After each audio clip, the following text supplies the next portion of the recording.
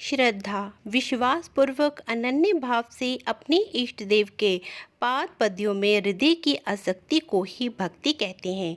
श्रद्धा का ये भाव मूर्ति के माध्यम से भक्त अपने आराध्य तक पहुंचाता है और उस भक्ति सूत्र से बंधे होने के कारण भक्त के आह्वान पर भगवान अपने बैंकुट लोक को छोड़कर उस तक पहुंच जाते हैं। यहाँ एक जमींदार कन्या के प्रेम की इसी दिव्यता का वर्णन किया गया है। जय श्री कृष्णा, राधे राधे। श्याम सखी चैनल में आप सभी का दिल से स्वागत है।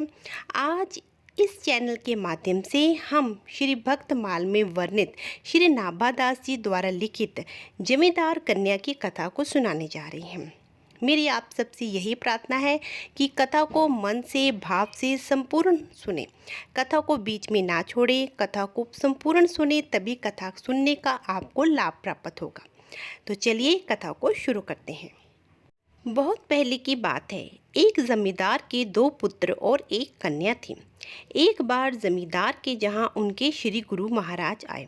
जमींदार ने उनका बड़ा ही स्वागत सत्कार किया।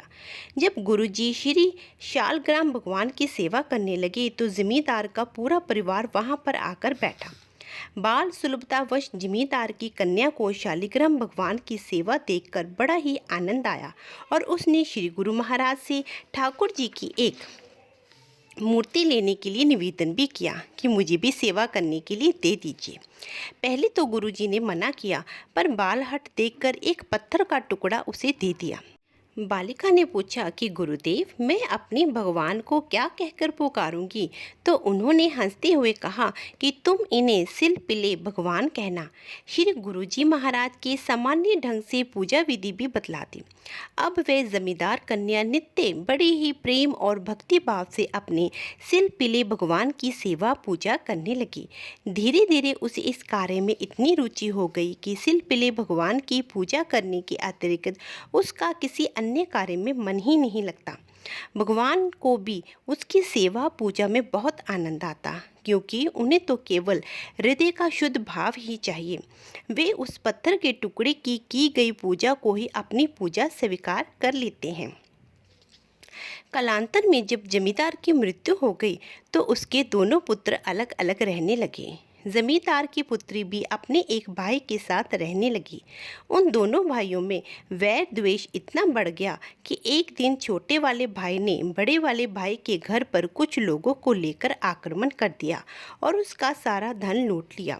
और तो और वे लोग अपनी बहन वो ठाकुर बटुआ भी उठाकर ले गए, जिसमें वह सिलपिले भगवान को रखती थी। अब तो उसने सिलपिले भगवान के विरह में अन्न जल त्याग कर दिया। जब ये बात गांव वालों को पता चली तो उन लोगों ने जमींदार पुत्री को समझाया कि झगड़ा भाइयों का है, तुम्हारे लिए तो दोनों लोग एक जैसी ही हैं। तुम जाकर अपने भाई से अपना ठाकुर बटुआ मांग लो। बड़े बुजुर्गों के इस तरह समझाने पर वह उस गांव में गई जहां उसका दूसरा भाई रहता था। उसने भाई से अपने ठाकुर बटुआ की मांग की और कहा कि मैं अपने सिलपिले भगवान की सेवा पूजा के बिना अन्न जल नहीं ग्रहण करूँगी और अपने प्राण त्याग दूंगी। ये सुनते ही भाई ने कहा कि तुम घर में जाओ, वहाँ सभी ठाकुर जी एक ही स्थान पर विराजमान हैं। तुम अपने सिलपिले भगवान को पहचान कर ले आओ। भाई के पास ही एक व्यक्ति और बैठा हुआ था। उसने व्यंग्य करते हुए कहा कि यदि तुम्हारा अपने सिलपिले भगवान से इतना ही प्रेम है तो अंदर जाने की क्या ज़रूरत है, उन्हें ही अपने पास बुला लो। अब तो उस जमींदार कन्या के नेत्र अश्रुपूर्ण हो गए, क्योंकि ये उसके प्रेम और भक्ति पर बहुत बड़ा व्यंग्य था। उस समय उसके हृदय में वे ही भाव उत्पन्न हुए जो ग्रह ग्रसित गजेंद्र या दुशासन द्वारा अपमानित हो रही द्रौपदी के हृदय में उत्पन्न हुए थे। उसने प्रार्थना की कि हे प्रभु, मेरे प्रेम की लाज जा रही है, उसकी रक्षा करो। घट घटवासी भगवान उस अनन्य भक्त से भला कैसे दूर रह सकते थे। उसकी पुकार हुई नहीं कि वे आकर उसके हृदय में लग गए।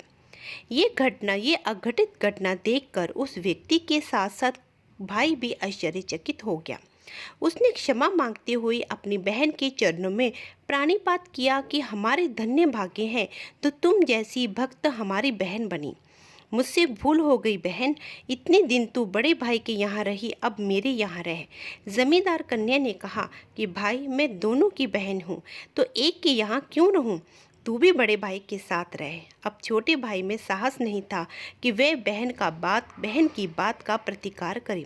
उसने बड़े भाई से क्षमा मांग ली और सब लोग उसके साथ रहने लगे। इस प्रकार भगवान ने अपनी भक्ति का अद्भुत प्रभाव दिखाया। श्री प्रियदास जी महाराज जी ने इस घटना को अपनी कुछ कवितक पंक्तियों में भी वर्णन किया है, और साथ ही जिस प्रकार उस जमींदार की कन्या ने अपने भगवान को बुलाया था उसके विषय में प्रियदास जी ने कुछ पंक्तियाँ इस प्रकार लिखी थी कि सिल पिले हमें तुम देत बड़ो सुख लाड़ लड़ाई के पूजत प्यारे, कौन सी चूक भई हमसो प्रभु जो तुम है रहे आज न्यारे, दुष्टन को विश्वास बढ़े सोई कीजिए नाथ जो मैं जो विचारे, कुंवरी हठीली विनय सुनी के करुणा करी प्रभु आन पधारे। तो ये थी भक्त वत्सल भगवान की एक कथा। श्री प्रियदास जी ने ऐसी अनेक सी कथाओं का वर्णन किया है जिसमें भक्त और भगवान के आपस के संबंध को बताया है। भक्तमाल के एक अन्य कथा के साथ शीघ्र ही हाजिर होंगी।